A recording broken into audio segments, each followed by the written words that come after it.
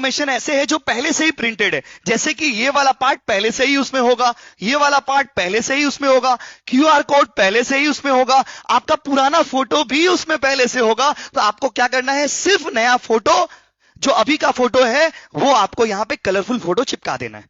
ठीक है भाई, अब आते हैं नेक्स्ट पार्ट में। देखिए कहां पर क्या भरना है, देखते जाइए। यहां पर डेट ऑफ बर्थ कैसे भरिएगा, डेट ऑफ बर्थ तो देखिए जैसे कि आज जब मैं ये वीडियो बना रहा हूं तो आज 12 तारीख है, तो 12 तारीख, ठीक है, एग्जांपल दे रहे हैं आपको कि आप डेट ऑफ बर्थ किस फॉर्मेट में भरिएगा।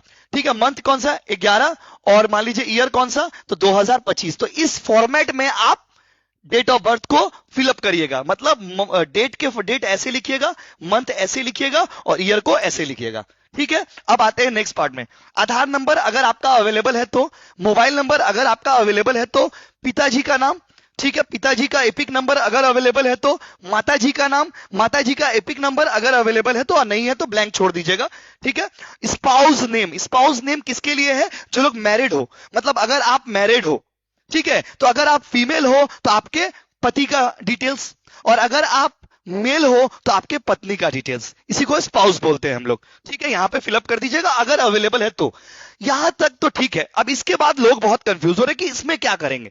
देखिए यहां पर आपको अच्छे से समझाते हैं।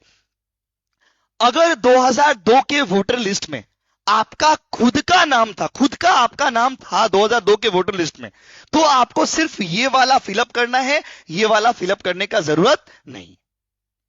क्लियर, क्लियर है। अगर 2002 के वोटर लिस्ट में आपका नाम नहीं था तो उस केस में आप क्या करिएगा, उस केस में आप सिर्फ ये वाला फिलअप करिएगा, ये वाला फिलअप करने का जरूरत नहीं। ठीक है, समझ गए ना। अब आते हैं फिलअप क्या करना है, देख लीजिए। आपका नाम, एपिक नंबर, रिलेटिव का नाम, रिलेशनशिप, उनसे क्या रिश्ता है आपका, डिस्ट्रिक्ट, वो जो 2002 के वोटर लिस्ट में जो भी डिटेल्स था उसको देख के ये वाला फिलअप होगा। याद रखिएगा 2002 के वोटर लिस्ट में किस डिस्ट्रिक्ट में थे, किस स्टेट में थे, कहां का विधानसभा का नाम क्या था, वो यहां पे आप फिलअप करिएगा। अच्छा याद रखिएगा यहां पर इलेक्शन कमीशन ने रिलेटिव किसको किसको माना है, तो आपके मम्मी, आपके पापा, आपके दादा और आपके दादी, सिर्फ इन लोगों को ही रिलेटिव माना गया। अदर देन दैट कोई भी आपका रिलेटिव नहीं माना गया है इलेक्शन कमीशन के हिसाब से।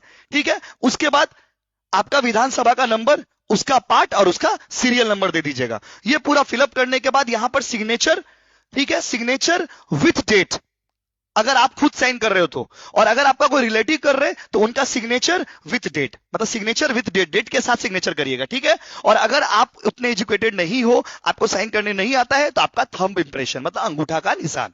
आई थिंक आप समझ